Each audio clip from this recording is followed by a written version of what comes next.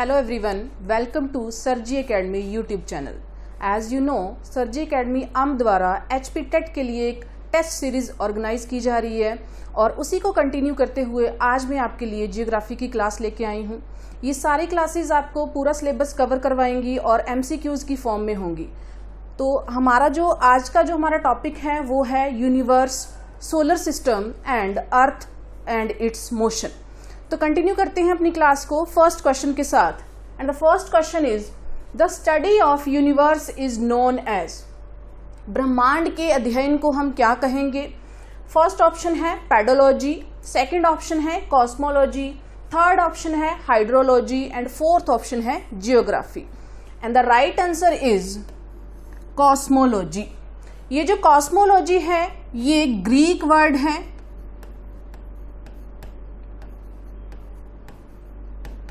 Greek word है जिसका मतलब है स्टडी ऑफ यूनिवर्स। नेक्स्ट आते हैं A option, what is pedology? तो study of soil, study of soil को हम क्या बोलेंगे? पेडोलॉजी। नेक्स्ट है व्हाट इज हाइड्रोलॉजी? तो हाइड्रोलॉजी है study of water, study of sea भी बोल सकते हैं हम इसको, एंड स्टडी ऑफ ओशन भी कह सकते हैं।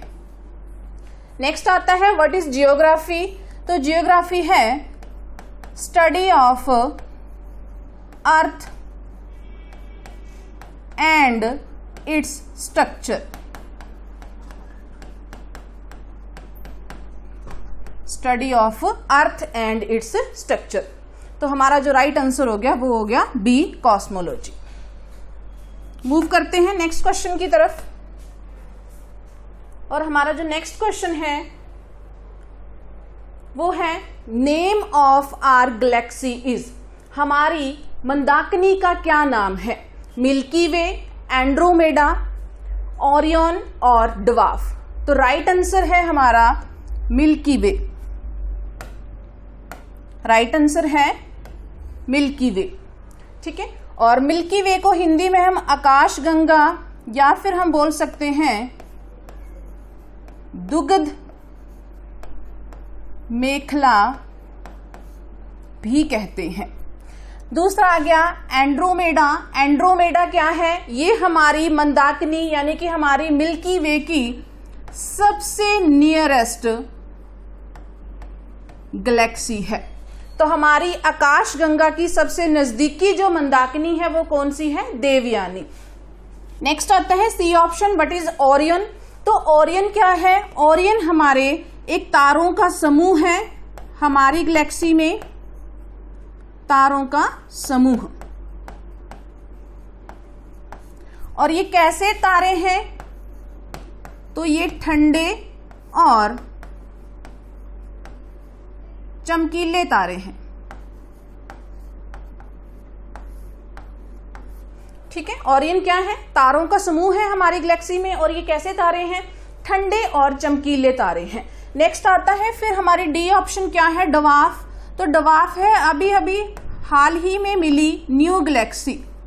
तो ये एक नई गैलेक्सी है, नई मंदाकिनी है जिसकी अभी अभी खोज हुई है, जिसका नाम दिया गया है ड्वार्फ। तो राइट आंसर हमारा है ए, milky way.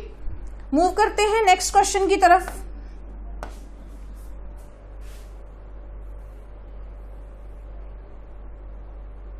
And the question is who gave the law of planetary motion? ग्रहों की गति का नियम किसने दिया है? ग्रहों की गति का नियम किसने दिया है? तो ये जो नियम दिया है वो है केपलर द्वारा। केपलर ने ये नियम दिया है ग्रहों की गति, यानी कि जो ग्रह हैं वो एक वर्गाकार वृत्त में सूर्य के इर्द गिर्द चक्कर लगाते हैं। तो ये जो नियम दिया है ये किसने दिया है? केपलर ने। अब बात आती है हर्शल कौन है? हर्शल ने नियम दिया है कि हमारी जो गैलेक्सी है, हमारा जो सोलर सिस्टम है वो हमारी गैलेक्सी का एक भाग है। हमारा जो सोलर सिस्टम है वो किसका भाग है? हमारी गैलेक्सी का भाग है। नेक्स्ट आता है फिर एडविन हबल कौन थे? हबल। तो इन्होंने बोला है कि यहाँ पर गैलेक्सी के अलावा बहुत सारी अन्य गैलेक्सीज भी मौजूद हैं। तो हर्शेल ने दिया है कि हमारी जो सोलर सिस्टम है वो हमारी किसी एक गैलेक्सी का भाग है। केपलर ने दिया है कि जो हमारे ग्रह हैं वो एक एलिप्टिकल पाथ को फॉलो करते हुए, मतलब दीर्घ वृत्ताकार पाथ को फॉलो करते हुए सूर्य के इर्द गिर्द चक्कर लगाते हैं। तीसरी हमारी ऑप्शन थी हबल। तो हबल ने दिया है कि हमारी जो मिल्की वे गैलेक्सी है उसके अलावा भी बहुत सारी और गैलेक्सीज हैं। तो मूव करते हैं नेक्स्ट क्वेश्चन की तरफ।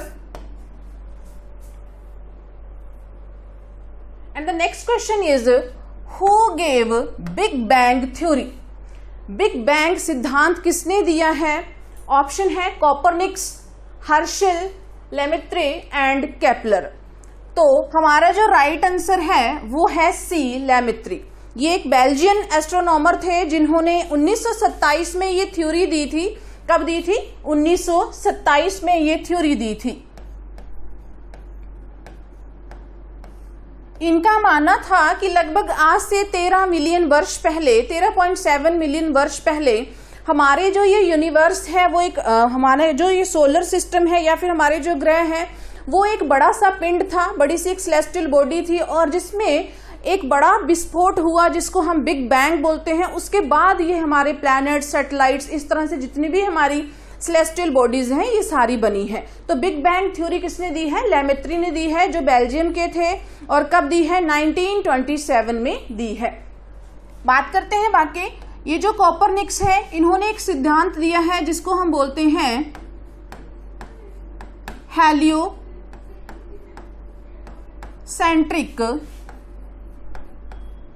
हेलियोसेंट्रिक। अब ये हेलियोसेंट्रिक का क्या मीनिंग है? इसका मीनिंग है कि जो हमारा सूर्य है, जो हमारा सन है वो क्या है? सेंटर में है और बाकी जितने भी सेलेस्टियल बॉडीज हैं, प्लैनेट्स वगैरह, वो सारे क्या करते हैं? अराउंड मूव करते हैं सूर्य के।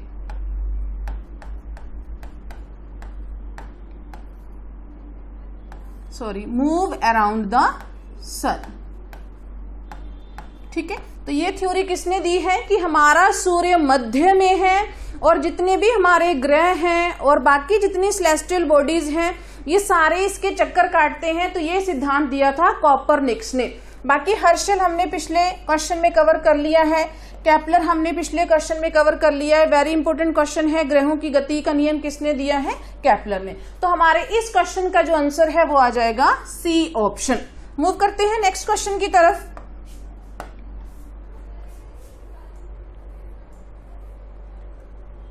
चलिए नेक्स्ट क्वेश्चन है हमारा, नियरेस्ट स्टार टू द सन। हमारे सूर्य के नजदीकी तारा कौन सा है?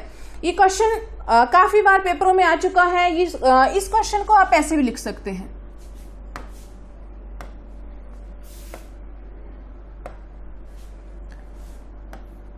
Nearest star to solar system. हमारा जो सोलर सिस्टम है, सौर मंडल है, उससे सबसे नजदीकी तारा कौन सा है या फिर हमारे सूर्य से सबसे नजदीकी तारा कौन सा है? तो आंसर आएगा हमारा प्रॉक्सिमा सेंचुरी। क्या आंसर आएगा? Proxima Centauri. और ये कितनी दूर है हमारे सूर्य से? 4.2 लाइट ईयर।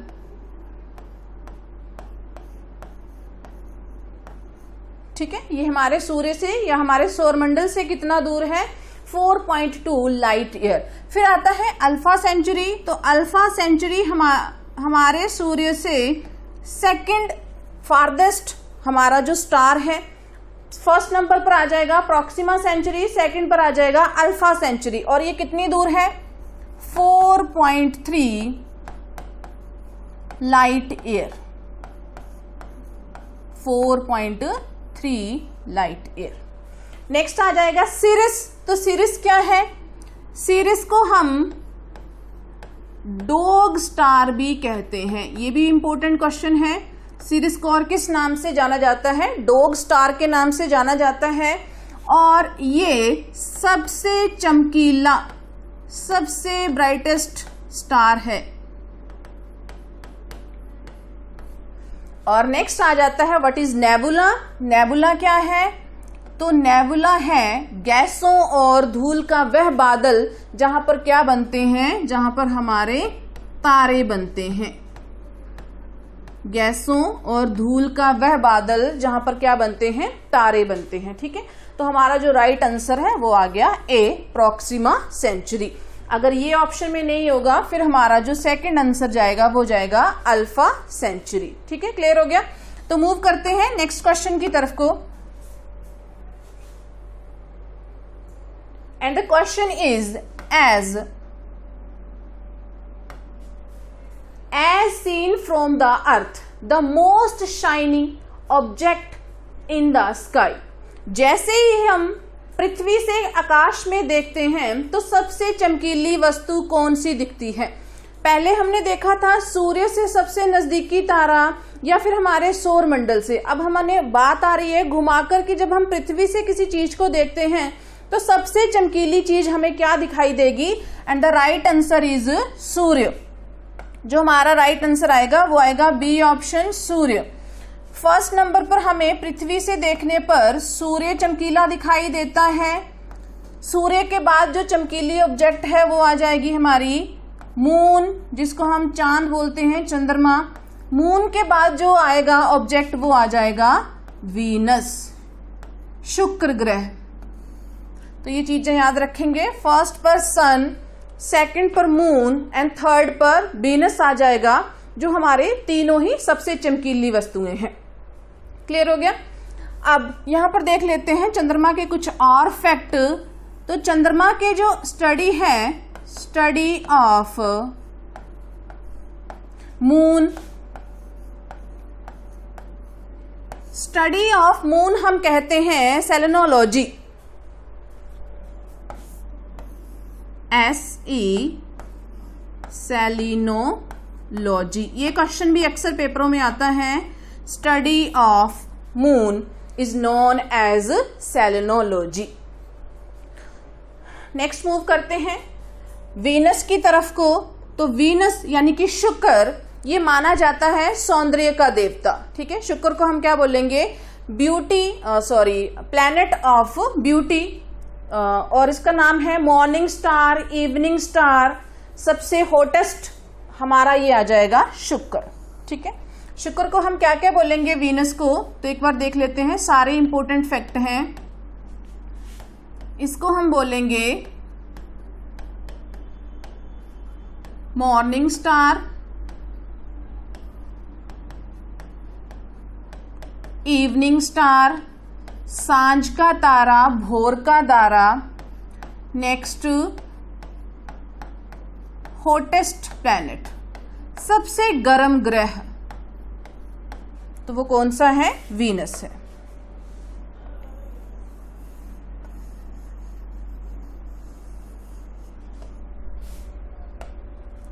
नेक्स्ट और देखते हैं। इसके बाद आ जाएगा, इसको हम बोलते हैं वेल्ड प्लैनेट। वेल्ड का मतलब घूंघट वाला ग्रह।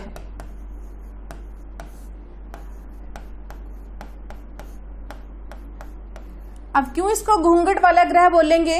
क्योंकि इसके बाहर कार्बन डाइऑक्साइड के एक बादल है, एटमॉस्फेयर है, जो क्या करता है, पूरी गर्मी को सोख के रखता है। उसकी वजह से ये क्या है, बिल्कुल गर्म प्लेनेट है। और उसको साथ में हम क्या बोलेंगे, ये कौन सा प्लेनेट है? घूंघट वाला प्लेनेट है। ठीक है, मूव करते हैं नेक्स्ट क्वेश्चन की तरफ को।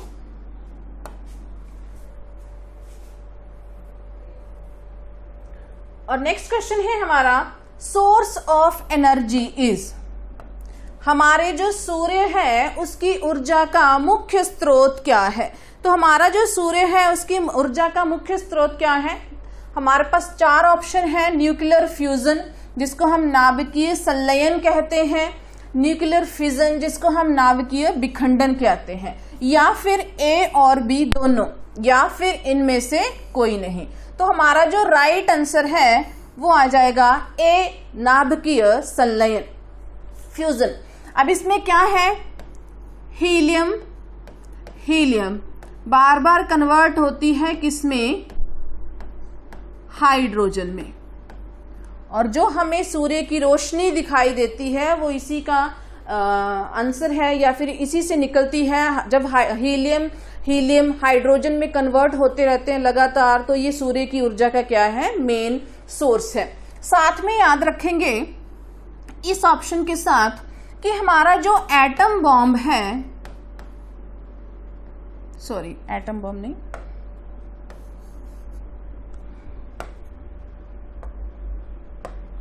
हमारा जो हाइड्रोजन बॉम्ब है वो भी सेम इसी थ्योरी पर काम करता है, न्यूक्लियर फ्यूजन। तो याद कैसे रखेंगे अगर कंफ्यूजन होती है कि सूर्य में कौन कौन सी गैसें होती हैं, तो सूर्य में होती है हीलियम और हाइड्रोजन।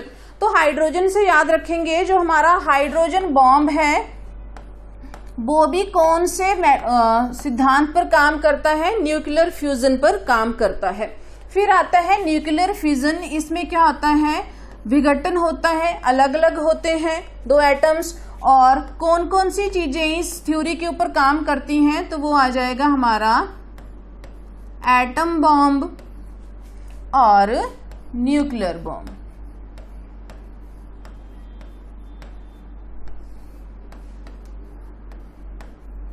ये दोनों काम करेंगे न्यूक्लियर फ्यूजन के ऊपर। ठीक है, क्लियर हो गया। तो मूव करते हैं नेक्स्ट क्वेश्चन की तरफ। और नेक्स्ट क्वेश्चन में है हमारा the average distance between the sun and the earth is. सूर्य और पृथ्वी के बीच की औसत दूरी कितनी है। तो सूर्य और पृथ्वी के 3 ऑप्शन दी गई है हमारी दूरी के लिए। 15 crore kilometre, 14.70 crore kilometre, 15.21 crore kilometre and 25 crore years. And the right answer is, right answer है हमारी ए ऑप्शन। सूर्य और पृथ्वी के बीच जो औसत एवरेज डिस्टेंस है वो है हमारा 15 करोड़ किलोमीटर। अगर इस तरह से नहीं लिखा होगा तो इस तरह से आएगा 150 million kilometre, 150 million kilometre. Next आते हैं, मूव करते हैं बी ऑप्शन 14.70। आप इस तरह से भी लिख सकते हैं इसको 147 मिलियन किलोमीटर। ये कब है, ये सबसे कम दूरी है। सूर्य और पृथ्वी के बीच सबसे कम दूरी कब होती है, 14.70 मिलियन करोड़ किलोमीटर। फिर आते हैं सी आंसर की तरफ मूव करेंगे, 15.21 करोड़ किलोमीटर। तो ये सबसे अधिक दूरी है,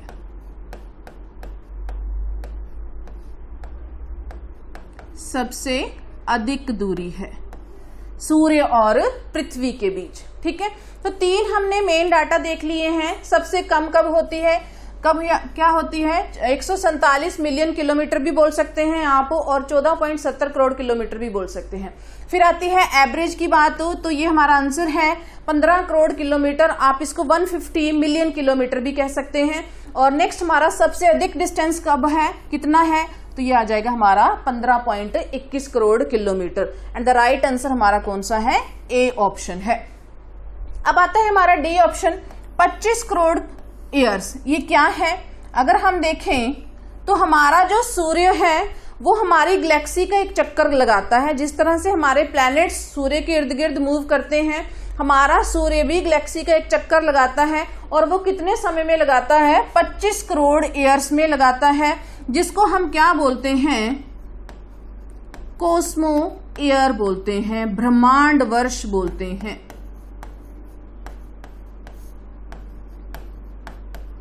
और हमारा जो ब्रह्मांड वर्ष है वो कितने समय का होता है, 25 करोड़ वर्ष का होता है। क्लियर हो गया। तो मूव करते हैं नेक्स्ट क्वेश्चन की तरफ। और नेक्स्ट क्वेश्चन ये रहा आपकी स्क्रीन पर, how long does it take for sunlight to reach earth. सूर्य का प्रकाश पृथ्वी पर कितने समय में पहुंचता है। और हमारा जो राइट आंसर है वो आ जाएगा बी, 8 मिनट 16 सेकंड लगभग लगते हैं सूर्य के प्रकाश को पृथ्वी तक पहुंचने में। ठीक है, क्लियर हो गया। तो मूव करते हैं नेक्स्ट क्वेश्चन की तरफ।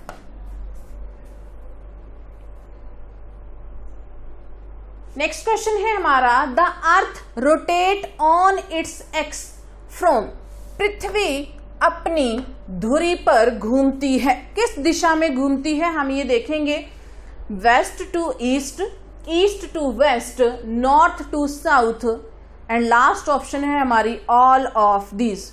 और जो हमारा राइट आंसर है वो क्या आ जाएगा, पश्चिम से पूर्व, यानी कि वेस्ट टू ईस्ट। अब हम कैसे याद रखेंगे, अगर आपको ये चीजें याद नहीं रहती तो ऐसे याद रखेंगे, जो हमारा सूर्य है वो सन है, वो राइज किस डायरेक्शन से करता है, सूर्य उदय होता है हमारा ईस्ट से, और सनसेट किस डायरेक्शन में होता है, वो होता है वेस्ट में। बस इसको आपने उल्टा कर देना है तो ये हमारी क्या हो जाएगी, अर्थ की मूवमेंट हो जाएगी।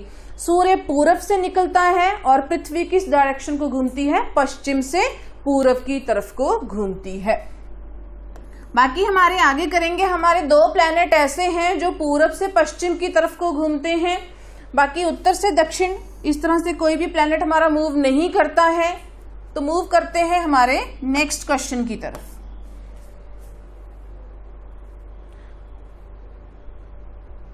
नेक्स्ट क्वेश्चन है हमारा, how many degrees does the earth make on its axis, हमारी जो पृथ्वी है वो अपने अक्ष पर कितने डिग्री का कोण बनाती है। तो यहां हमारे पास ऑप्शन है 23.5 डिग्री, बी ऑप्शन है 66.5 डिग्री, सी ऑप्शन है 90 डिग्री और डी ऑप्शन है 0 डिग्री। तो जो हमारा राइट आंसर है वो है हमारा बी 66.5 डिग्री। याद रखेंगे, जब भी आपसे पूछा जाए पृथ्वी अपने अक्ष पर कितना कोण बनाती है तो 66.5 डिग्री का कोण बनाती है। और जब आपसे पूछा जाए पृथ्वी अपने अक्ष पर कितनी झुकी हुई है, झुकाव कितना है, फिर हमारा आंसर आएगा ये वाला 23.5 डिग्री, 23.5 डिग्री पृथ्वी क्या है, अपने अक्ष पर झुकी हुई है।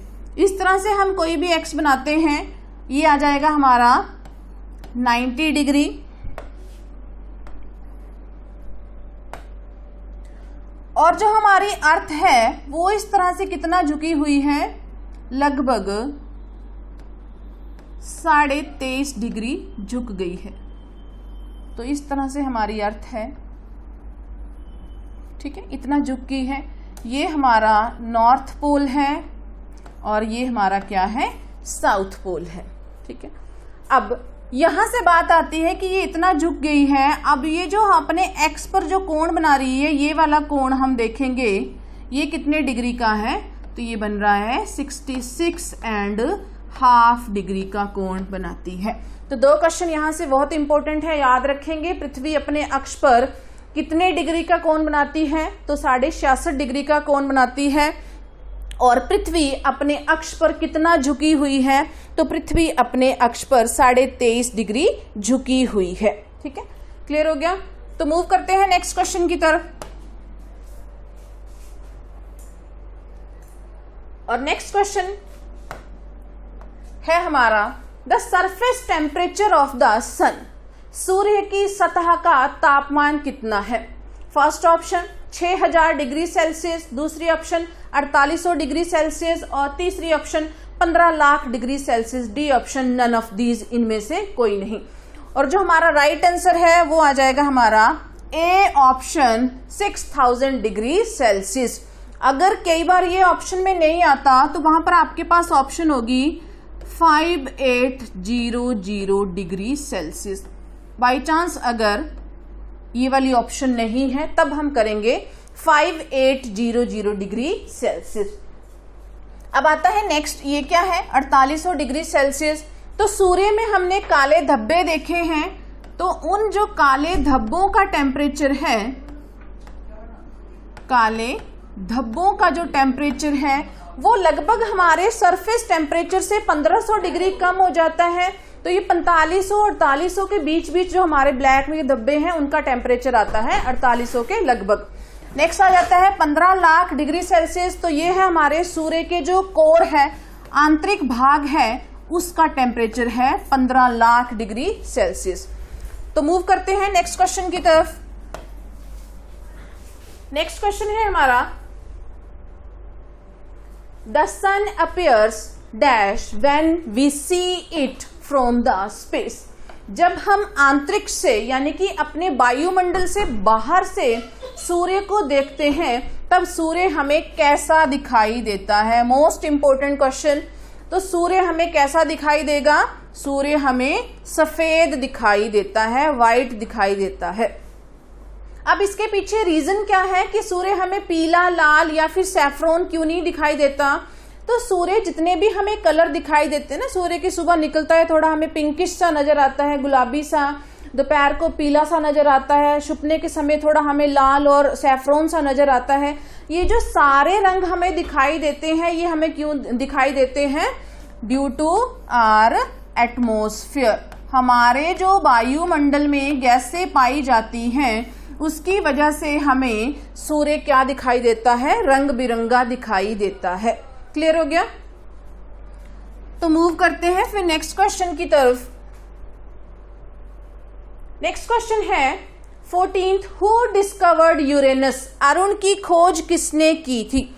तो अरुण की खोज 4 ऑप्शन है, हर्शल, विलियम हर्शल, सेकंड है गैलीलियो गैलीली, थर्ड ऑप्शन है कोपरनिकस, फोर्थ ऑप्शन है हमारी केपलर। तो केपलर अभी हमने देखी है 2-3 बार देख लिया है ये ऑप्शन।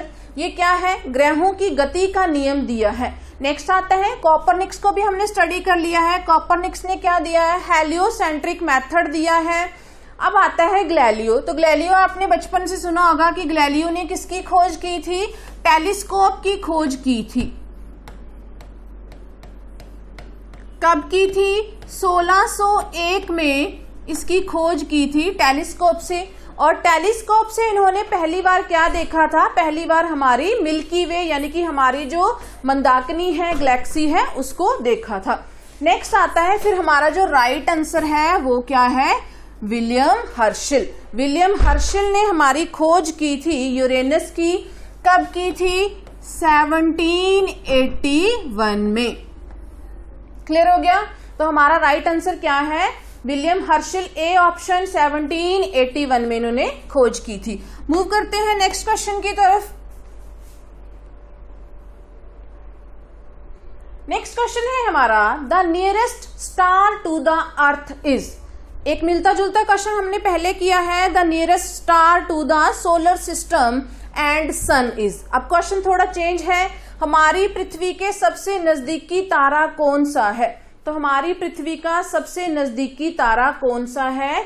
याद रखेंगे सूर्य, क्योंकि जो हमारा सूर्य है वो क्या है? एक तारा है। और हमारी पृथ्वी से हमें सबसे नजदीक कौन सा तारा दिखाई देता है? सूर्य दिखाई देता है। बाकी ऑप्शन हमने पहले क्लियर कर ली हैं। अल्फा सेंचुरी क्या है, सिरिस क्या है और मून हमारा क्या है। तो मूव करते हैं नेक्स्ट क्वेश्चन की तरफ। नेक्स्ट क्वेश्चन है हमारा, which planet is known as morning star. ये भी हमने वैसे पहले क्लियर कर लिया है कि सुबह का तारा, भोर का तारा किसे कहा जाता है। तो ये आपको पता होगा, सुबह का तारा, भोर का तारा किसे कहा जाता है। तो राइट आंसर हमारा क्या आ जाएगा? वीनस आ जाएगा। Morning star, evening star, veiled planet, फिर hottest planet, beautiful planet, brightest planet यानी कि सबसे चमकीला ग्रह, ये सारे नाम किसके हैं? वीनस के हैं। ठीक है। नेक्स्ट है मरकरी। तो मरकरी हमारा क्या है? सबसे छोटा ग्रह है, स्मॉलेस्ट प्लैनेट। और सूर्य के सबसे क्या है? नजदीक है, नियरेस्ट स्टार है, सॉरी नियरेस्ट प्लैनेट है, सूर्य से सबसे नजदीकी ग्रह है। उसके बाद आ जाता है जुपिटर ऑप्शन। तो जुपिटर हमारा क्या है? सबसे बड़ा प्लैनेट है, सबसे बड़ा ग्रह है। नेक्स्ट आ जाता है नेपच्यून। तो नेपच्यून जिसको हम वरुण बोलते हैं हिंदी में, ये क्या है? सूर्य से सबसे दूर, सूर्य से सबसे दूर है और सबसे ठंडा ग्रह है। ठीक है, तो मूव करते हैं नेक्स्ट क्वेश्चन की तरफ। तो नेक्स्ट क्वेश्चन है हमारा,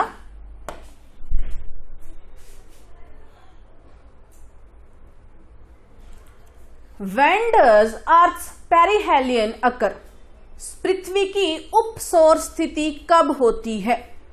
उपसौर या फिर पेरिहेलियन का मतलब जिस दिन सूर्य पृथ्वी के सबसे नजदीक होता है। तो ये ऑप्शन है हमारे पास, ए 3 जनवरी, बी 4 जनवरी, सी 4 जुलाई, डी 3 जुलाई। तो राइट आंसर आ जाएगा हमारा ए ऑप्शन 3 जनवरी। इस दिन सूर्य और पृथ्वी क्या होते हैं? सबसे नजदीक होते हैं। 14.70 करोड़ किलोमीटर दोनों के बीच में क्या होती है? दूरी होती है। उसके बाद ये ऑप्शन देख लेते हैं, 4 जुलाई। इस दिन क्या होता है? सूर्य पृथ्वी दोनों सबसे अधिक दूर होते हैं। 15.21 करोड़ किलोमीटर दोनों में क्या होती है? दूरी होती है। और इस दिन कितनी थी? 14.70 या 71 करोड़ किलोमीटर। क्लियर हो गया? बाकी 2 ऑप्शन है, यहां पर उनका कोई मीनिंग नहीं है। ठीक है, तो मूव करते हैं नेक्स्ट क्वेश्चन की तरफ। नेक्स्ट क्वेश्चन है हमारा, what is the central part of sun is known?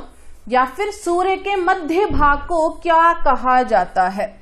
तो सूर्य का मध्य भाग सबसे गर्म भाग होता है और उसको कहा जाता है कोर, या फिर हिंदी में हम बोलेंगे क्रोड। तो क्या कहा जाता है उसको? कोर कहा जाता है। और इसका टेम्परेचर मैंने आपको पहले बताया है, कितना है? 15 लाख डिग्री सेल्सियस। अब मूव करते हैं, बट इज फोटोस्फीयर प्रकाश मंडल। तो सूर्य का जो भाग हमें दिखाई देता है ना, इस तरह से लाइन जितनी हमें दिन में विजिबल होती है, इसको हम क्या बोलेंगे? फोटोस्फीयर बोलेंगे। और नेक्स्ट आता है, what is corona? Very important question. तो कोरोना सूर्य का सबसे बाहरी भाग होता है जो नॉर्मली हमें विजिबल नहीं होता, ऐसे हमें दिखाई नहीं देता। ये वाला पोर्शन ये कब दिखाई देगा? जब सूर्य ग्रहण होता है उस समय ये हमें चीज दिखाई देती है। सन एक्लिप्स के समय, सूर्य ग्रहण के समय सूर्य का हमें कौन सा पोर्शन दिखाई देता है? तो कोरोना पोर्शन दिखाई देता है। इस तरह से जब हम सूर्य बनाते हैं ना, तो यहां से हमें चमकती हुई एक डायमंड की तरह लेयर सी दिखती है, और इस पोर्शन को हम क्या बोलेंगे? ये हमारा क्या होगा? कोरोना होगा।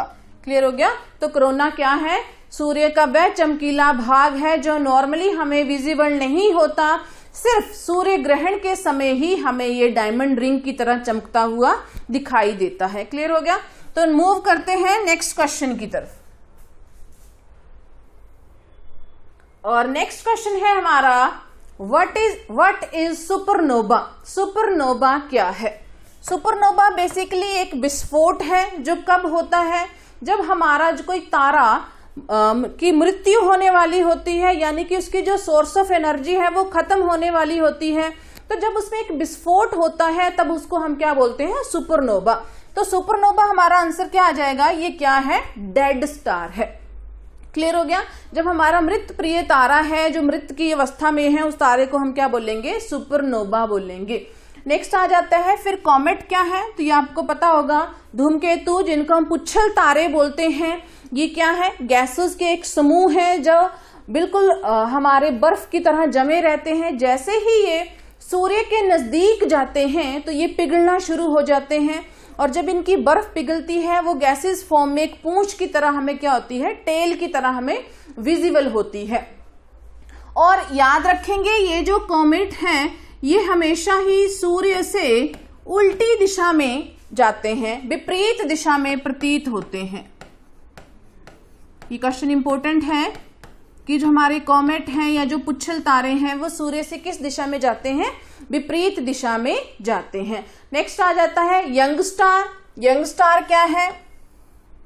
तो जब हमारा तारा जन्म लेता है या नया तारा बनता है जिसको हम उसमें काफी मात्रा में एनर्जी होती है, सबसे गर्म स्टार होता है, तो उसको हम क्या बोलते हैं, यंग स्टार। नेक्स्ट आ जाता है ब्लैक होल सॉरी। तो ब्लैक होल क्या है, जब कोई भी एक हमारा जो डेड स्टार है उसमें विस्फोट नहीं होता है और वो बिल्कुल फास्ट गति से घूमता रहता है, जिसको हम पल्सर स्टार भी बोलते हैं। पल्सर स्टार, जो बाइक का नेम है पल्सर स्टार, तो वो क्या होता है, उसमें एक होल सा आ जाता है विजिबल, जो हमें दिखाई नहीं देता, लेकिन उसमें इतनी पावर होती है कि वो चीजों को क्या कर लेता है, अपने अंदर खींचने की क्षमता होती है। तो उसको हम क्या बोलते हैं, वो क्या होता है, ब्लैक होल होता है। ठीक है, क्लियर हो गया। तो हमारा जो ऑप्शन है वो है सी, और मूव करते हैं नेक्स्ट क्वेश्चन की तरफ। नेक्स्ट क्वेश्चन है हमारा, which one of the following planet is not a terrestrial planet. इनमें से कौन सा ग्रह पार्थिव ग्रह नहीं है। अब पहले बात करते हैं कि पार्थिव ग्रह हैं कौन से। तो ये हमारा सूर्य है, सन है, और सन के इर्द गिर्द हमें पता है 8 प्लैनेट हैं। पहला हम देख लेंगे मरकरी है, उसके बाद वीनस आ जाएगा, उसके बाद अर्थ आ जाएगी, और उसके बाद हमारा आ जाएगा मार्स। तो ये जो 4 पहले वाले प्लैनेट हैं इनको हम क्या बोलते हैं, ये हैं सॉलिड प्लैनेट। हिंदी में इनको हम साथ में बोल देते हैं आंतरिक ग्रह, इंटरनल प्लैनेट। नेक्स्ट इनको हम बोलते हैं टेरेस्ट्रियल प्लैनेट। आंतरिक ग्रह हिंदी में बोलेंगे टेरेस्ट्रियल प्लैनेट। साथ में इनको हम बोल देंगे अर्थ प्लैनेट, पृथ्वी सदृश ग्रह। तो ये जो चारों आंतरिक ग्रह हैं, हमने देखना है, हमारा क्वेश्चन है इनमें से कौन सा ग्रह पार्थिव ग्रह नहीं है, मतलब आंतरिक ग्रह नहीं है। हिंदी में इनको पार्थिव भी बोलते हैं, तो ये भी याद रखेंगे।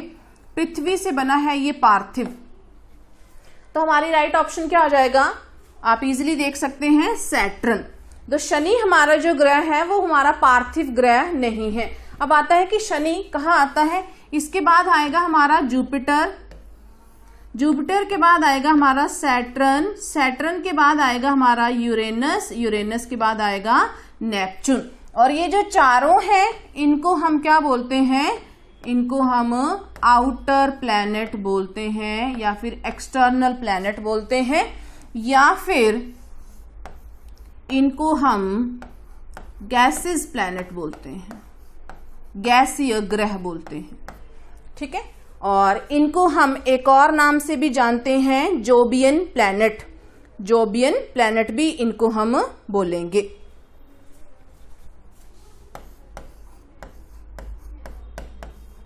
जोबियन प्लैनेट, ठीक है। और इनको हम जोबियन जो नाम पड़ा है वो पड़ा है जुपिटर से, यानी कि जुपिटर सदृश ग्रह भी इनको हम कहते हैं। तो क्लियर हो गया यहां तक। तो नेक्स्ट क्वेश्चन की तरफ मूव करते हैं। नेक्स्ट क्वेश्चन है हमारा, the average distance between which of the following is known as astronomical unit. इनमें से किसकी औसत दूरी को खगोलीय दूरी कहा जाता है। तो ये आंसर आ जाएगा हमारा, सीधा आंसर पे आते हैं। आंसर है हमारा, पृथ्वी और सूर्य की जो दूरी है उसको हम क्या कहेंगे, खगोलीय इकाई कहेंगे, एस्ट्रोनॉमिकल यूनिट कहते हैं। अब बात आती है कि जो बाकी बॉडीज हैं उनके बीच के डिस्टेंस को हम क्या कहेंगे। तो याद रखेंगे, दो सेलेस्टियल बॉडीज, दो खगोलीय पिंडों के बीच की जो दूरी है उसे हम क्या कहेंगे, पारसेक कहेंगे, PARSEC। तो इस तरह से पृथ्वी और बुध, पृथ्वी और मंगल, पृथ्वी और चांद, इन तीनों की बीच की जो हमारी औसत दूरी है उसको हम क्या बोलेंगे, पारसेक बोलेंगे। ये दोनों ही हमारे डिस्टेंस मेजर के यूनिट हैं। तो सूर्य और पृथ्वी के बीच की हम एवरेज डिस्टेंस को क्या बोलेंगे, एस्ट्रोनॉमिकल यूनिट बोलेंगे। बाकी जितने हमारे खगोलीय पिंड हैं उनके बीच की औसत दूरी को हम क्या बोलेंगे, पारसेक यूनिट से मेजरमेंट करेंगे या पारसेक बोलेंगे। तो मूव करते हैं नेक्स्ट क्वेश्चन की तरफ। नेक्स्ट क्वेश्चन है हमारा, which planet rotates fastest on its axis? कौन सा ग्रह अपने अक्ष पर सबसे तेजी से घूमता है? तो इसका राइट आंसर है हमारा जुपिटर। सबसे तेजी से कौन सा ग्रह मूव करता है, यानी कि अपने ही एक्स पर एक चक्कर कौन सा ग्रह सबसे तेजी से लगाता है? तो वो है जुपिटर। और कितना समय लेता है? 9.9 आवर्स, लगभग 9 साढ़े 9 घंटे का समय लेता है अपने एक चक्कर अपने एक्स पर लगाने की। अब यहां बात होगी सबसे फास्टेस्ट, और हम देखते हैं सबसे स्लो अपने एक्स पर एक चक्कर कौन लगाता है। सॉरी, तो सबसे स्लो जो रोटेशन करता है वो है वीनस। ठीक है, इसको हम रोटेशन भी बोल सकते हैं कि तो सबसे स्लो घूर्णन करता है, रोटेशन करता है, वो कौन सा प्लैनेट है?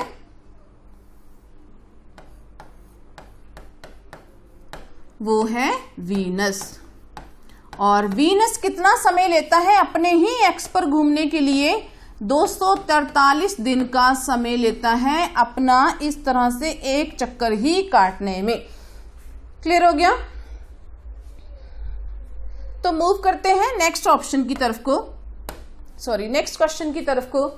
तो नेक्स्ट क्वेश्चन है हमारा, very easy question and very popular question, which planet is known as red planet? लाल ग्रह के नाम से कौन जाना जाता है, या लाल ग्रह किसे कहा जाता है? तो सभी को पता होगा कि लाल ग्रह किसे कहा जाता है। तो किसे कहा जाता है लाल ग्रह? ये कहा जाता है मार्स को, मंगल को। ठीक है, अब बात आती है कि क्यों इसे रेड प्लैनेट कहा जाता है? क्योंकि इसके ऊपर आयरन ऑक्साइड की मात्रा पाई जाती है, काफी मात्रा। उसकी वजह से इसका जो कलर है वो कैसा दिखाई देता है? लाल दिखाई देता है। तो हम याद रखेंगे कि लाल ग्रह कौन सा है? मंगल है। और क्यों है इसका कलर लाल? तो आयरन ऑक्साइड की वजह से ये हमें कैसा दिखाई देता है? लाल दिखाई देता है। बाकी अर्थ ऑप्शन है, तो अर्थ सभी को पता है, इसको हम क्या बोलते हैं? नीला ग्रह बोलते हैं, ब्लू प्लैनेट बोलते हैं। और क्यों ब्लू प्लैनेट कहा जाता है? क्योंकि इसके ऊपर क्या है? सबसे अधिक पानी की मात्रा है। और जब इसको हम स्पेस से देखते हैं तब हमें कैसा दिखाई देता है? नीला दिखाई देता है। नेक्स्ट आता है सैटर्न। तो सैटर्न को हम क्या बोलते हैं? पीला ग्रह बोलते हैं। ये हमें हल्का पीला सा चमकता हुआ दिखाई देता है। साथ में सैटर्न को हम चपटा ग्रह भी बोलते हैं, फ्लैट प्लैनेट। चपटा क्यों? क्योंकि ये यूरेनस के बाद दूसरा ऐसा ग्रह है जो सबसे तेज गति से घूमता है और अपने एक्सिस पर ये क्या है? चपटा हो गया। मतलब ध्रुवों से ये बिल्कुल हमें फ्लैट दिखता है, जिसकी वजह से इसको हम क्या बोल देते हैं? चपटा ग्रह बोल देते हैं। बाकी वीनस हमने बार बार पढ़ लिया है, मॉर्निंग स्टार, इवनिंग स्टार, इस तरह के नाम से ये क्या जाना जाता है। ठीक है, तो मूव करते हैं फिर नेक्स्ट क्वेश्चन की तरफ। नेक्स्ट क्वेश्चन है हमारा, Which of the following order of planets is correct according to increasing distance from the sun? सूर्य से बढ़ती हुई दूरी के हिसाब से हमने देखना है कि ग्रहों का कौन सा सीक्वेंस सही है। तो हमारा जो राइट आंसर आ जाएगा, राइट आंसर हमारा आ जाएगा ए ऑप्शन।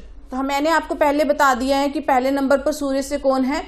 मरकरी है, बुध है, दूसरे नंबर पर शुक्र है, तीसरे नंबर पर अर्थ है, चौथे नंबर पर हमारा मंगल है।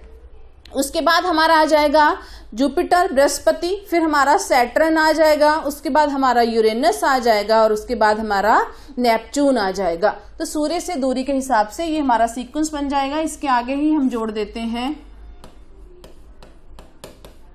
जुपिटर, नेक्स्ट आ जाएगा हमारा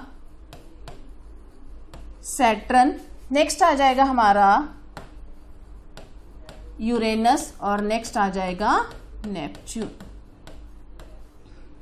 अब इसी के साथ हम एक और चीज क्लियर कर लेते हैं। अगर आपसे पूछा जाए भार के अनुसार, यानी कि वेट के अकॉर्डिंग, भार के अनुसार या फिर आकार के अनुसार हमारा सीक्वेंस क्या होगा? तो ये हमारा सीक्वेंस बनेगा, बृहस्पति हमारा सबसे बड़ा है आकार में, फर्स्ट नंबर पर बृहस्पति, सेकंड नंबर पर शनि, थर्ड नंबर पर अरुण, फोर्थ नंबर पर वरुण, और हमारे 5वें नंबर पर आ जाएगी पृथ्वी, 6ठे नंबर पर आ जाएगा हमारा शुक्र वीनस, 7वें नंबर पर आ जाएगा मंगल मार्स, और 8वें नंबर पर आ जाएगा बुध। यानी कि यहां से हम एक चीज और क्लियर कर सकते हैं कि सबसे बड़ा प्लैनेट कौन सा है? बृहस्पति है, दूसरे नंबर पर सैटर्न है, तीसरे नंबर पर यूरेनस, फिर वरुण। तो पृथ्वी आकार के अनुसार पृथ्वी हमारा कौन सा ग्रह है? तो आकार के अनुसार पृथ्वी हमारा 5वां बड़ा ग्रह है। क्लियर हो गया? तो मूव करते हैं फिर नेक्स्ट क्वेश्चन की तरफ।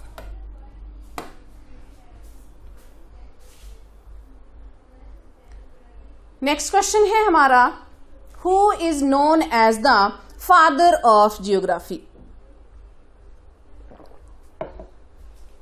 फादर ऑफ जियोग्राफी किसे बोला जाता है? तो सीधा आंसर पर आते हैं, फादर ऑफ जियोग्राफी है इरेटोस्थनीज। अब बात आती है कि हिकेटिस भी ऑप्शन में है, तो हिकेटिस जो थे उन्होंने जियोग्राफी वर्ड दिया था हिकेटियस ने, लेकिन उसी को पूरी तरह से जो एक्सप्लेन किया है वो किया है इरेटोस्थनीज ने। इसलिए इरेटोस्थनीज को क्या कहा जाता है? फादर ऑफ जियोग्राफी कहा जाता है। अगर इरेटोस्थनीज हमारी ऑप्शन में नहीं है फिर हमारी ऑप्शन बन जाएगी हिकेटियस। नेक्स्ट आता है, हु इज हेरोडोटस? तो हेरोडोटस कौन थे? फादर ऑफ हिस्ट्री, इतिहास के जनक कहा जाता है हेरोडोटस को। तो मूव करते हैं नेक्स्ट क्वेश्चन की तरफ। तो नेक्स्ट क्वेश्चन है हमारा,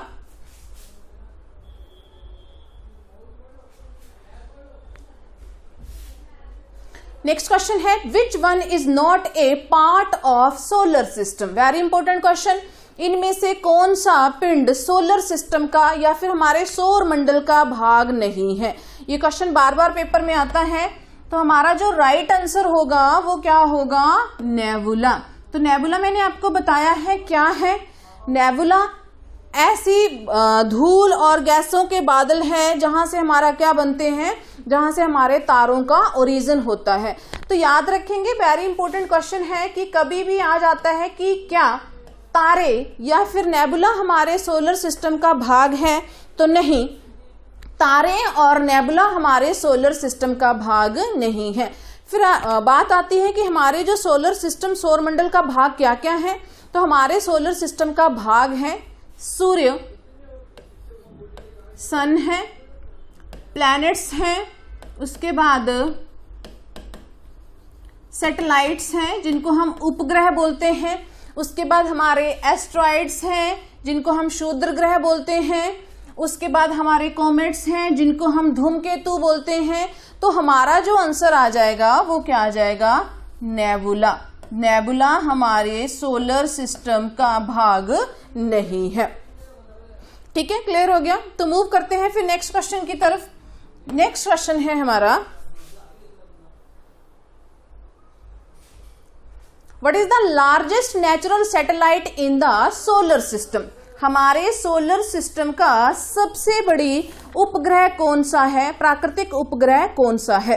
तो हमारा जो ऑप्शन है, देखिए 4 ऑप्शन है, Titan, Ganymede, Triton and Deimos. तो 4 ऑप्शन है हमारी, Titan, Ganymede, Triton and Deimos. तो हमारा जो सबसे बड़ा नेचुरल सैटेलाइट है वो कौन सा है? गैनीमेड है, GANYMEDE। सॉरी, थोड़ी सी स्पेलिंग मिस्टेक है, गैनीमेड।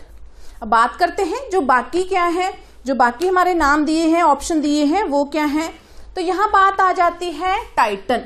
तो टाइटन हमारा जो किसका है? ये है सैटर्न का, यानी कि शनि का सबसे बड़ा उपग्रह, सबसे बड़ा सैटेलाइट।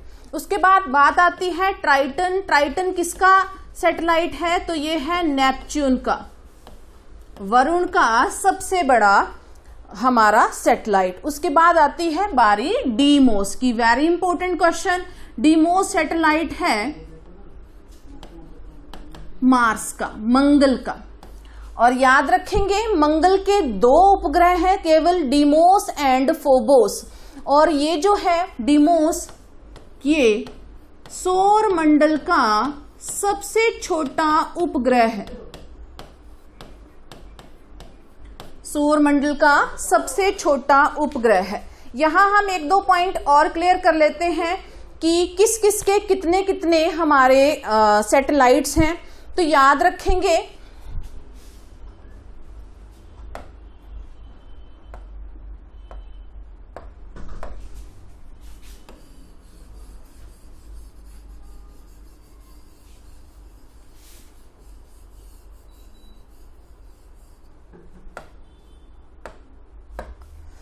यहां हम सबसे पहले देखते हैं, सबसे पहले आता है मरकरी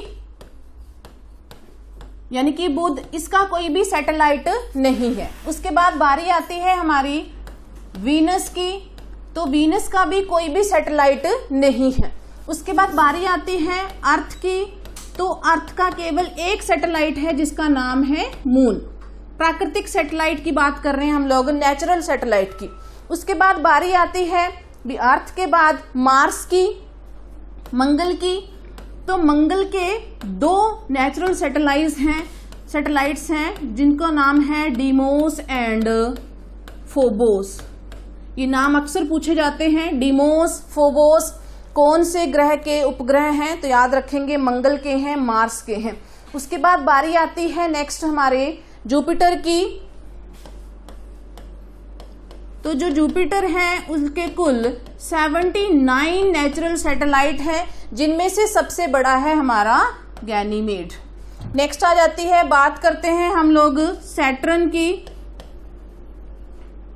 तो सैटर्न के कुल 82 नेचुरल सैटेलाइट्स हैं। सबसे अधिक जो सैटेलाइट्स हैं नेचुरल वो हैं हमारे सैटर्न के, और वो टोटल कितने हैं 82 हैं। और सबसे बड़ा जो है वो है टाइटन। ठीक है। उसके बाद बारी आती है यूरेनस की, तो यूरेनस के कुल हैं 27। यूरेनस के कुल कितने सैटेलाइट्स हैं नेचुरल 27, और सबसे बड़ा है टाइटेनिया। ठीक है। और नेक्स्ट बात करते हैं नेपच्यून की, तो नेपच्यून के हैं 14 टोटल हैं, नेपच्यून के 14, और सबसे फेमस और सबसे बड़ा है ट्राइटन। तो कंफ्यूज नहीं होना इनके नाम पर, टाइटन, टाइटेनिया, ट्राइटन, ये तीनों अलग अलग प्लैनेट्स के क्या हैं सैटेलाइट्स हैं। तो मूव करते हैं फिर नेक्स्ट क्वेश्चन की तरफ।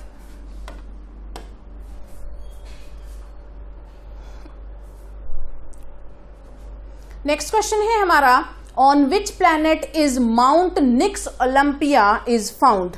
माउंट जो निक्स ओलंपिया पर्वत है वो कौन से ग्रह पर पाया गया है या पाया जाता है। तो ये जो हमारा राइट आंसर आ जाएगा, राइट आंसर होगा इसका first option A, option Mars. मंगल पर पाया गया है निक्स ओलंपिया पर्वत, और याद रखेंगे ये पर्वत माउंट एवरेस्ट से 3 गुना बड़ा है। कितने गुना बड़ा है 3 गुना बड़ा है, किससे माउंट एवरेस्ट से। और बात करते हैं मंगल पर एक हमारा वॉल्केनिक पाया जाता है, वॉल्केनो पाया जाता है जिसका नाम है ओलिपस मैसी। मंगल पर एक और चीज पाई जाती है, क्या नाम है उसका, ओलिपस मैसी, जो क्या है एक वॉल्केनो है, ज्वालामुखी है एक ओलिपस मैसी जिसका नाम है, कहां पाया जाता है मंगल पर पाया जाता है। ठीक है। तो मूव करते हैं फिर नेक्स्ट क्वेश्चन की तरफ।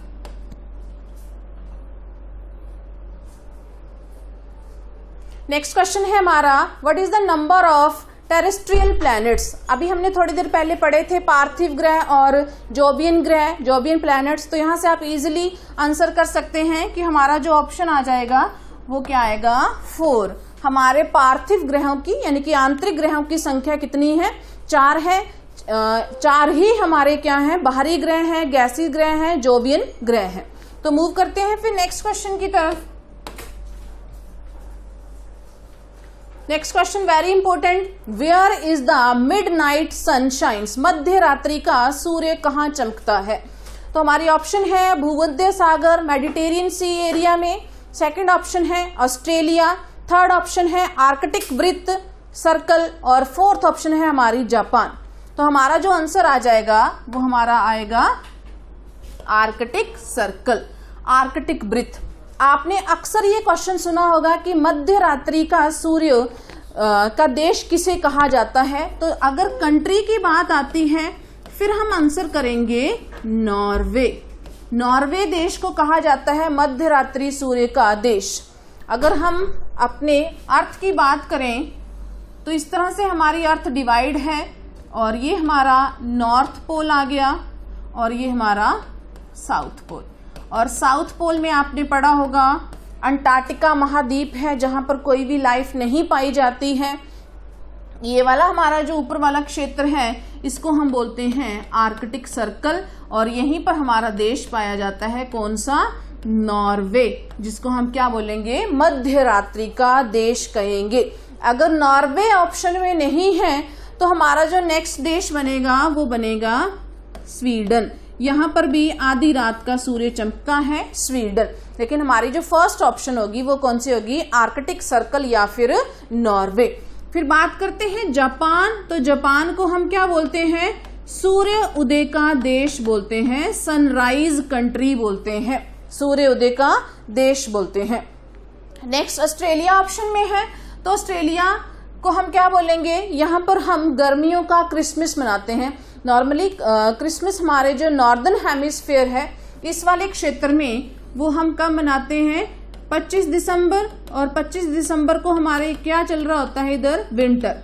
और सेम ऑस्ट्रेलिया नीचे पड़ता है, क्रिसमस वहां भी 25 दिसंबर को ही मनाई जाती है, लेकिन यहाँ पर जो सीजन चल रहा होता है वो कौन सा होता है, समर होता है।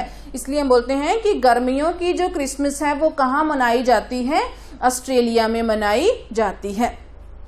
बाकी हमारा भूमध्य सागर, तो भूमध्य सागर हमारा यूरोप और अफ्रीका और एशिया के मध्य में पड़ता है, और सर्दियों में भारत या फिर भारतीय महाद्वीप में जो बारिश होती है उसका कारण कौन सा होता है, भूमध्य सागर होता है। यहीं से हमारे क्या उठते हैं, वेस्टर्न जेट्स उठते हैं जिनको हम पश्चिमी विक्षोभ कहते हैं। क्लियर हो गया। तो मूव करते हैं फिर नेक्स्ट क्वेश्चन की तरफ, और नेक्स्ट क्वेश्चन है हमारा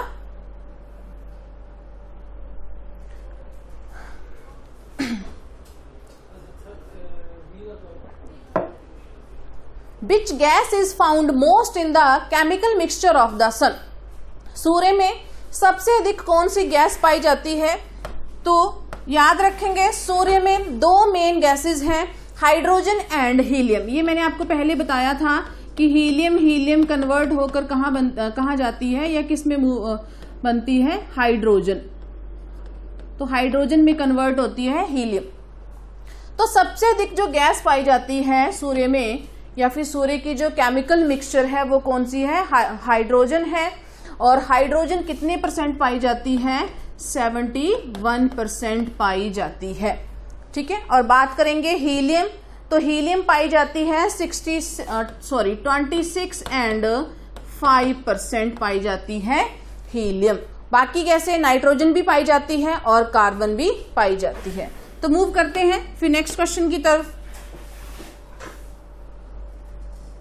नेक्स्ट क्वेश्चन है, which planet has phases like the moon, यानी कि चंद्रमा की तरह कौन कलाएं करता है। कलाएं मतलब चंद्रमा कभी कभी हम देखते हैं कि बिल्कुल हमें एक प्लेट की तरह, तश्तरी की तरह दिखाई देता है, बिल्कुल हमें छोटा सा दिखाई देता है, और कभी कभी हमें पूरा चांद दिखाई देता है। तो ये सारे हम क्या बोलेंगे, ये फेजेस ऑफ मून है। तो बोलता है कि फेजेस ऑफ मून की तरह और कौन से प्लैनेट है जो इस तरह की फेजेस बताते हैं, इस तरह की कलाएं करते हैं। तो हमारा जो राइट आंसर होगा वो होगा हमारा बुध, यानी कि मरकरी। बुध के साथ एक और प्लैनेट भी है जो ये सारी चीजें करता है, वो है वीनस। यानी कि बुध और शुक्र दो ऐसे ग्रह हैं जो चंद्रमा की तरह क्या करते हैं, कलाएं करते हैं, कभी छोटे कभी बड़े, इस तरह से हमें दिखाई देते हैं। तो मूव करते हैं फिर नेक्स्ट क्वेश्चन की तरफ। तो नेक्स्ट क्वेश्चन है हमारा, which planet is known as lying planet. लेटे हुए ग्रह की तरह या फिर लेटा हुआ ग्रह किसे कहा जाता है। ठीक है, तो हमारे पास ऑप्शन है मरकरी, अर्थ, यूरेनस, नेपच्यून। तो मरकरी को हम क्या बोलेंगे, ये सबसे सूर्य के सबसे नजदीकी ग्रह है। अर्थ नीला ग्रह है, जीवनदायी ग्रह है, एकमात्र ऐसा प्लैनेट है जिसके ऊपर जीवन पाया जाता है। नेक्स्ट है तीसरा यूरेनस। तो यूरेनस हमारी जो आंसर है वो क्या है, यूरेनस है। क्यों इसको लेटा हुआ ग्रह बोलते हैं, क्योंकि अपने एक्सिस पर ये इतना झुका हुआ है कि बिल्कुल लेटा हुआ प्रतीत होता है, कि जैसे लेट रहा है, तो इसलिए इसका नाम क्या रख दिया गया है, लेटा हुआ ग्रह। और इसको साथ में याद रखेंगे, ग्रीन प्लैनेट भी बोला जाता है, हरा ग्रह। और हरा ग्रह क्यों बोला जाता है, क्योंकि इसके ऊपर क्या पाई जाती है, मीथेन पाई जाती है, तो इसलिए हमें क्या दिखता है, ग्रीन दिखता है, हरा दिखता है। नेपच्यून, नेपच्यून को भी हम पीला हरा ग्रह बोलते हैं, कई बार इसको भी हरा ग्रह बोल देते हैं, क्योंकि इसके ऊपर भी क्या पाई जाती है, इसके ऊपर भी मीथेन पाई जाती है। तो जो हमारा आंसर है वो है सी ऑप्शन, अरुण। इसको हम क्या बोलेंगे, लेटा हुआ ग्रह बोलेंगे। तो क्लियर हो गया। मूव करते हैं नेक्स्ट क्वेश्चन की तरफ। नेक्स्ट क्वेश्चन है, विच planet is the asteroid belt. किन ग्रहों के बीच क्षुद्र ग्रहों की पट्टी पाई जाती है। तो हमारा ऑप्शन हमारे पास 4 हैं, अर्थ और मार्स, मार्स और यहां पर आ जाएगा हमारा जुपिटर, जुपिटर। नेक्स्ट है जुपिटर एंड सैटर्न, और फोर्थ ऑप्शन है हमारी सन एंड अर्थ के बीच। तो हमारा जो राइट आंसर आ जाएगा वो हमारा आ जाएगा सी, सॉरी बी ऑप्शन आ जाएगी, मार्स एंड जुपिटर। तो इस तरह से अगर हम देखेंगे, पहले 4 प्लैनेट हमारे जिनको हम पार्थिव प्लैनेट बोलते हैं, और उनके बीच में हमारी बेल्ट है, और उसके बाद हमारे 4 जोविनल प्लैनेट जिनको हम बाहरी ग्रह भी बोलते हैं। तो उनके मध्य जो हमारी बेल्ट है उसको हम क्या बोलेंगे, वो है हमारी एस्ट्रॉइड बेल्ट, जिसको हम हिंदी में क्षुद्र ग्रहों की पट्टी बोलते हैं। और ये भी हमारे सूर्य के इर्द गिर्द लगातार चक्कर काटते रहते हैं। तो यहाँ हमारा इस तरफ को मार्स है और यहाँ हमारा जुपिटर है। क्लियर हो गया। तो मूव करते हैं फिर नेक्स्ट क्वेश्चन की तरफ। नेक्स्ट क्वेश्चन है हमारा, which planet rotate from east to west और क्लॉकवाइज। वेरी इंपॉर्टेंट क्वेश्चन, अक्सर ये एग्जाम में देखा जाता है कि ऐसे कौन से ग्रह हैं जो घड़ी की सुइयों के अनुसार घूमते हैं। यानी कि घड़ी की सुइयां हमारी अगर हम देखेंगे इस तरह से जाती हैं, ठीक है। तो मैंने पहले भी आपको बताया है, अगर ये चीजें आपको याद नहीं रहती तो आप यहां से नॉर्मली याद रखेंगे यूवी, यूवी याद रखेंगे। अब यू से क्या है, यूरेनस, और वी से क्या है, वीनस। ये 2 ग्रह ऐसे हैं जो क्लॉकवाइज घूमते हैं, मतलब इधर से इधर, यानी कि पूरब से पश्चिम, जहां से सूर्य निकलता है उस तरफ को, और जहां से सूर्य छिपता है उस तरफ को ये मूव करते हैं।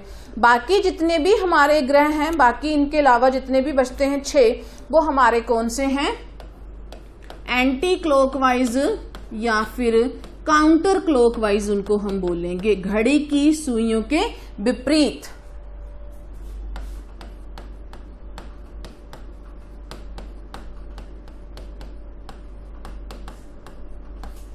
ठीक है, पश्चिम से पूर्व की तरफ को जाएंगे। ये क्वेश्चन हमने पहले भी अर्थ की कंसेप्ट में पढ़ा था। तो मूव करते हैं फिर नेक्स्ट क्वेश्चन की तरफ। अच्छा, यहां हमारा जो आंसर है वो आंसर हमारा आ जाएगा सी वाला, Uranus and Venus. So next question है हमारा फिर, विच planet is called the God of the planet. ग्रह का देवता किसे कहा जाता है। यहां से भी अक्सर क्वेश्चन आ जाते हैं। तो हमारा जो ग्रह का देवता है वो कहा जाता है जुपिटर को। ठीक है, इन सबके कोई ना कोई नाम है। वीनस को हम क्या बोलेंगे, प्लैनेट ऑफ ब्यूटी, सौंदर्य का देव। नेपच्यून को हम बोलेंगे प्लैनेट ऑफ सी या फिर ओशन, आप ये भी कह सकते हो वाटर, जल का देवता, समुद्र का देवता या फिर महासागर का देवता। नेक्स्ट आ जाती है ऑप्शन प्लूटो, तो प्लूटो को हम बोलेंगे गॉड ऑफ अंडरग्राउंड, पाताल का देवता या फिर प्लैनेट ऑफ अंडरग्राउंड, पाताल का देवता। और प्लूटो पहले हमारा एक प्लैनेट हुआ करता था, लेकिन अब इसको किस लिस्ट में शामिल किया गया है? 2006 में इसको ग्रहों की सूची से निकाल दिया गया था और अब ये क्या है हमारा, ये हमारा ड्वार्फ प्लैनेट है जिसको हम बोना ग्रह बोलते हैं, ड्वार्फ प्लैनेट। ठीक है, तो मूव करते हैं फिर नेक्स्ट क्वेश्चन की तरफ। नेक्स्ट क्वेश्चन है हमारा, What percentage of moon is visible to us from the earth? Very important question. हमें पृथ्वी से चंद्रमा का केवल कितने प्रतिशत भाग ही दिखाई देता है? ये अक्सर बार बार पेपर में क्वेश्चन आता है, सीधा याद रखेंगे 59% भाग ही हम इसका पृथ्वी से एक समय में देख सकते हैं। क्यों? रीजन क्या है? रीजन ये है कि पृथ्वी भी हमारी रोटेट और रेवोल्यूशन करती है और जो हमारा चंद्रमा है वो पृथ्वी के डायामीटर में पृथ्वी से काफी छोटा है और वो भी क्या करता है, पृथ्वी के इर्द गिर्द चक्कर लगाता है। तो केवल हम 59% हिस्सा ही मून का क्या कर सकते हैं, पूरी तरह से देख पाते हैं। तो मूव करते हैं फिर नेक्स्ट क्वेश्चन की तरफ।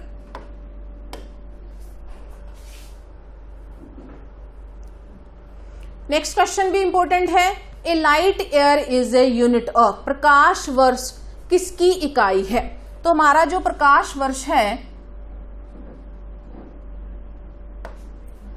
ये इकाई है दूरी की, डिस्टेंस की। ये क्वेश्चन अक्सर आता है जब हम दो सेलेस्टियल बॉडीज के बीच में डिस्टेंस को देखते हैं, मेजर करते हैं, तो हम किस में दर्शाते हैं? लाइट ईयर में। तो लाइट ईयर क्या है? डिस्टेंस का, दूरी का एक मानक है। मूव करते हैं फिर नेक्स्ट क्वेश्चन की तरफ। नेक्स्ट क्वेश्चन है हमारा, which planet is known as green planet? हरे ग्रह के नाम से किसे जाना जाता है? तो ये भी मैंने थोड़ी देर पहले आपको ये क्वेश्चन करवाया है, याद रखेंगे। हरा ग्रह किसे कहा जाता है? तो आंसर आ जाएगा हमारा डी को, सॉरी अरुण को या फिर यूरेनस को हम क्या बोलेंगे? हरा ग्रह बोलेंगे। मार्स को याद रखेंगे, मंगल को हम क्या बोलते हैं? रेड प्लैनेट बोलते हैं। शनि को हम क्या बोलते हैं? पीला ग्रह बोलते हैं। और शनि के इर्द गिर्द क्या है? 7 रिंग्स है, तो इसको हम रिंग्स वाला ग्रह भी बोलते हैं, शल्लों वाला ग्रह भी बोलते हैं। और पृथ्वी, तो पृथ्वी को हम क्या बोलेंगे? नीला ग्रह बोलते हैं, अद्भुत ग्रह बोलते हैं, यूनिक प्लैनेट। और रीजन क्या है? क्योंकि एकमात्र है जिसके ऊपर क्या पाया जाता है? जीवन पाया जाता है। तो मूव करते हैं फिर नेक्स्ट क्वेश्चन की तरफ। Next question very important, the seasons are created due to which motion of the earth? ऋतुएं जो बनती हैं वो पृथ्वी की किस गति के कारण बनती हैं? तो 3 ऑप्शन है, रोटेशन, नेक्स्ट है रेवोल्यूशन और नेक्स्ट है rotation plus tilt on earth.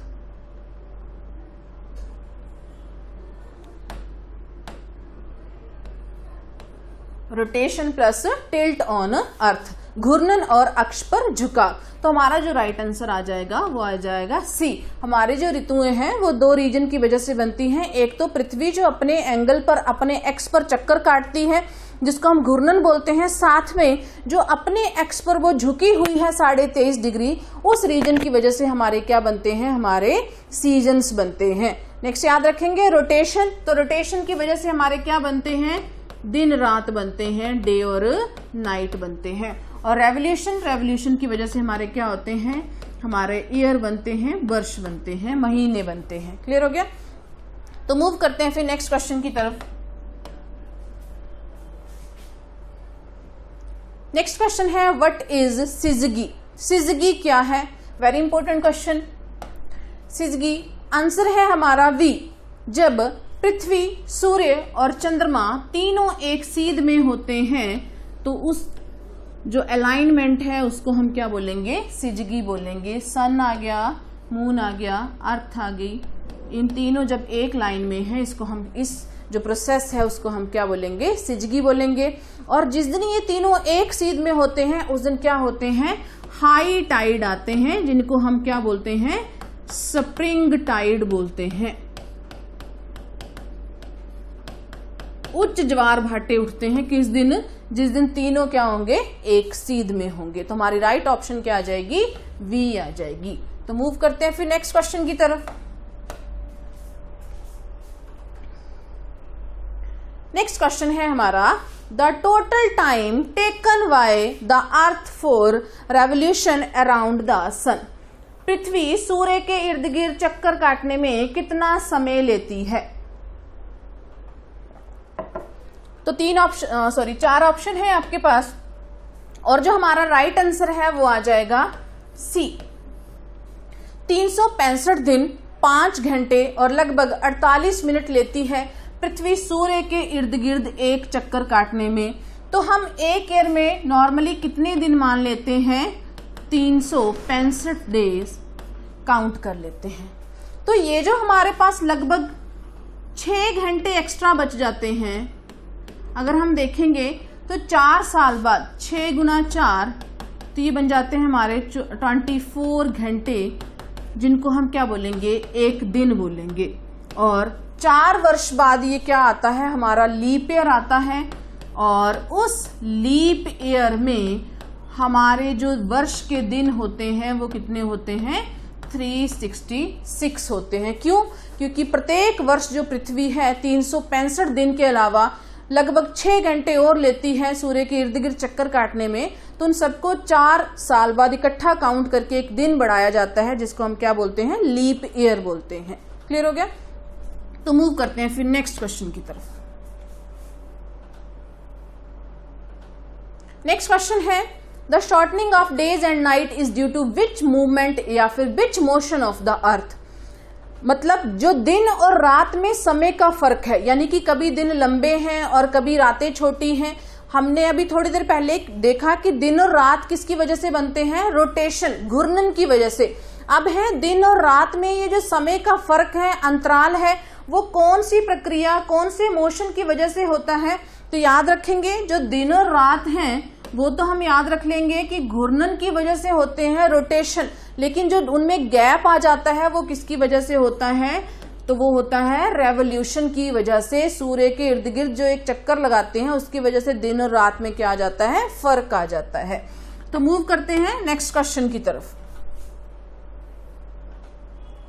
Next question है हमारा, which motion of the earth is called annual motion. ये भी इंपॉर्टेंट क्वेश्चन है। पृथ्वी की किस गति को हम क्या बोलेंगे, वार्षिक गति बोलेंगे। तो जहां से वर्ष बनेंगे उनको हम क्या बोलेंगे, वार्षिक गति। तो अभी हमने थोड़ी देर पहले देखा था कि रेवोल्यूशन जो परिक्रमण है उसकी वजह से क्या बनते हैं, हमारे वर्ष बनते हैं। तो इसको हम क्या बोलेंगे, एनुअल मोशन बोलेंगे, वार्षिक गति। और जो रोटेशन है उसकी वजह से दिन रात बनते हैं, तो इनको हम क्या बोलेंगे, डेली मोशन बोलेंगे, दैनिक गति बोलेंगे। ये इंपॉर्टेंट क्वेश्चन है। दैनिक गति कौन से मोशन के कारण होती है, घूर्णन, रोटेशन के कारण। और एनुअल या फिर जो हमारी वार्षिक गति है वो किस गति के कारण होती है, किस मोशन के कारण, तो हमारी होती है परिक्रमण। तो हमारा आंसर आ जाएगा बी, परिक्रमण के कारण। तो मूव करते हैं फिर नेक्स्ट क्वेश्चन की तरफ। नेक्स्ट क्वेश्चन है, what is the time of sidereal day. नक्षत्र दिवस का समय कितना होता है। ये आपने सीधा याद रखना है। पृथ्वी अपने एक्स पर घूमने के लिए जितना समय लेती है उसको हम क्या बोलते हैं, सिडरल डे बोलते हैं। क्यों इसको नक्षत्र दिवस बोलते हैं, क्योंकि जब कोई मान लीजिए पृथ्वी एक यहां से उसने घूमना शुरू किया और एक तारा यहां पर विजिबल था उसके सामने। अब पृथ्वी जितना समय दोबारा ले रही है उस तारे के फ्रंट में आने में, मतलब पृथ्वी का जो हिस्सा पहले उस तारे के सामने था वो दूसरे कितने समय बाद उसके पास आ रहा है, तो उसको हम बोलेंगे सिडरल। और ये जो सिडरल डे है कितना समय लेती है, 23 घंटे 56 मिनट 40 सेकंड टोटल समय लेते हैं, और इतना ही समय लगभग पृथ्वी लेती है अपने एक चक्कर के लिए, रोटेशन के लिए। अब यहां से आप याद रखेंगे ये जो सिडरल डे है ये सोलर डे यानी कि सौर दिवस से 4 मिनट छोटा होता है, short from the solar day, 4 minute छोटा होता है। अब सोलर डे क्या होता है? तो सोलर डे पृथ्वी का वह भाग जो पहले सूर्य के सामने था और दोबारा से मुड़कर वह भाग सूर्य के सामने आता है, तो उसको हम बोलते हैं सोलर डे। और सोलर डे लगभग कितना समय लेते हैं? तो लगभग 24 घंटे। अब ये क्या मीनिंग है दोनों का? क्योंकि हमारे जो तारे हैं वो एक जगह स्टेबल हैं, एक जगह ही होते हैं। तो मान लीजिए कोई भी एक पर्टिकुलर तारा है और हमारी पृथ्वी उस तारे के मतलब सामने आ रही है दोबारा से वही वाला हिस्सा, तो उसमें समय लग रहा है उसके एक रोटेशन जितना। लेकिन आता है कि हमारा सोलर डे क्या है, सोलर डे क्या है और क्यों 24 घंटे लगते हैं? तो हमारा सूर्य, आपने सुना है कि हमारा जो सूर्य है वो भी क्या करता है, हमारी गैलेक्सी के चक्कर लगाता है। तो हमारा जो सोलर डे है वो कितने घंटों का होता है? 24 घंटों का। और हमारा जो ये सिडरल डे है वो कितने घंटों का होता है? 23 घंटे 56 मिनट 40 सेकंड। तो लगभग 4 मिनट का यहाँ पर क्या पड़ रहा है? फर्क पड़ रहा है। तो मूव करते हैं फिर नेक्स्ट क्वेश्चन की तरफ। नेक्स्ट क्वेश्चन है हमारा, where on the earth is the duration of day and night always equal? पृथ्वी पर दिन और रात हमेशा बराबर कहाँ होते हैं? Very important question. आंसर आ जाएगा हमारा डी, इक्वेटर यानी कि भूमध्य रेखा पर। और रीजन क्या है भूमध्य रेखा पर? क्योंकि हमारी जो भूमध्य रेखा है इस पर पूरे वर्ष लगभग सूर्य की बराबर किरणें पड़ती हैं। तो ये वाला जो हमारा क्षेत्र है यहाँ पर दिन और रात की अवधि क्या होती है? लगभग बराबर होती है, 12-12 घंटों की होती है। ठीक है, क्लियर हो गया? तो मूव करते हैं फिर नेक्स्ट क्वेश्चन की तरफ। नेक्स्ट क्वेश्चन है हमारा, how long does it take for moonlight to reach earth? चंद्रमा का प्रकाश धरती पर कितने समय में पहुंचता है? Very important question. सूर्य का प्रकाश, चंद्रमा का प्रकाश पृथ्वी पर कितने समय में पहुंचता है? ये चीजें याद रखेंगे। तो समय लगेगा 1.3 सेकंड का समय लेता है चंद्रमा का प्रकाश धरती तक पहुंचने में। तो हमारा नेक्स्ट क्वेश्चन है, the average distance between the earth and the moon is? हमने पहले देख लिया है average distance between the sun and earth. अब हम देख रहे हैं distance between earth and moon is. तो हमारा जो राइट आंसर आ जाएगा वो आ जाएगा हमारा बी ऑप्शन। ये है हमारा एवरेज डिस्टेंस, ये है हमारा मिनिमम डिस्टेंस और ये है मैक्सिमम डिस्टेंस। ठीक है, मिनिमम, मैक्सिमम और एवरेज। क्लियर हो गया? तो मूव करते हैं फिर नेक्स्ट क्वेश्चन की तरफ। नेक्स्ट क्वेश्चन है हमारा, किस ग्रह पर विशाल लाल धब्बा पाया जाता है? ये क्वेश्चन भी बहुत इंपॉर्टेंट है। तो हमारा जो आंसर है वो हमारा आंसर आ जाएगा जुपिटर। जुपिटर के ऊपर एक विशाल लाल धब्बा पाया जाता है। ऐसा लगता है कि आग जल रही है, या इस तरह से प्रतीत होता है इसके अंदर। तो हमारे जो जुपिटर है वो क्या आ जाएगा? हमारा राइट आंसर आ जाएगा। नेक्स्ट हमारा क्वेश्चन है, name of the point in the orbit of the moon eight which it is farthest from the earth? मतलब चंद्रमा जब पृथ्वी सबसे अधिक दूरी पर होता है तब उस स्थिति को हम क्या कहते हैं? अभी हमने थोड़ी देर पहले डिस्टेंस देखा है उनका, मैक्सिमम, एवरेज। तो हमारा जो एवरेज होता है वो कितना देखा हमने? लगभग 384 लाख किलोमीटर। अब हम देख रहे हैं मिनिमम कितना है। तो मिनिमम अभी हमने देखा लगभग 364, और उसके बाद हम मैक्सिमम देख रहे हैं। तो लगभग मैक्सिमम कितना है?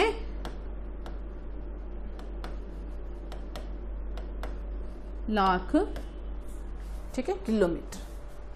तो हमारा बोल रहा है कि जब सबसे अधिक दूरी पर होता है उस पोजीशन को हम क्या कहेंगे। तो जब हम मैक्सिमम चंद्रमा हमारे से दूरी पर होता है तो उसको हम बोलते हैं एपोजी। तो एपोजी याद रखेंगे क्या है, मैक्सिमम डिस्टेंस है, और पेरिजी क्या है, पेरिजी मिनिमम डिस्टेंस है। और ये हमारा सोल्स्टिस और इक्विनोक्सिस, ये हम नेक्स्ट चैप्टर में क्लियर करेंगे कि ये क्या है। ठीक है, तो ये हमारा आज का टॉपिक था, अर्थ, यूनिवर्स, सोलर सिस्टम और motions of earth. I hope यहाँ से आपको काफ़ी कुछ सीखने को मिलेगा और आपके एग्जाम में ये काफ़ी हेल्प करेंगे। तो मिलते हैं फिर नेक्स्ट क्लास के साथ, तब तक के लिए थैंक यू।